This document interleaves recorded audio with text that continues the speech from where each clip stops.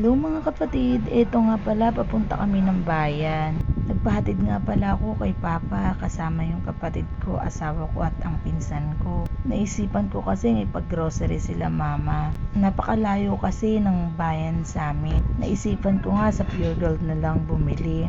Kaso hindi ganun kalaki yung Pure Gold dito sa amin sa probinsya mga kapatid.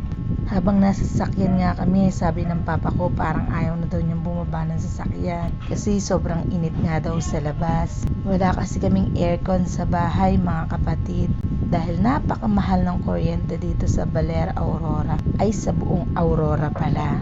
Tapos madalas pa daw ang brownout dito. Napakaraming nagrereklamo talaga.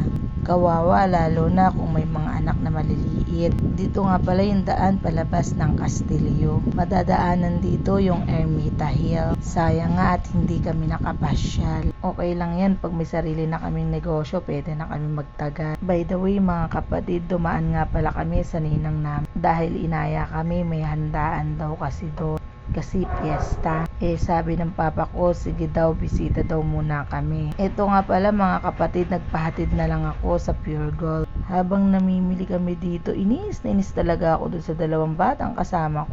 Dahil napakakulit nila. Kung ano-anong ginagawa nilang dalawa. Take note, mga busog pa yan sila. Naku, napakakulit talaga. Kumain na kami dun sa ninang namin, tapos kumain pa rin kami sa Chowking. Noong pauwi kami, nag-commute na lang kami mga kapatid dahil gusto kong dumaan sa Tawiran. Tuwang-tuwa ako neto habang nasa biyahe kami dahil na-miss ko nga yung lugar dito kasi nga dito ako nag-aral sa Mount Carmel. Lagi kami dyan sa parke. Mga kapatid, ito nga pala yung napamili ko, konti lang yan. Kasi nga wala naman akong ibang mapili doon.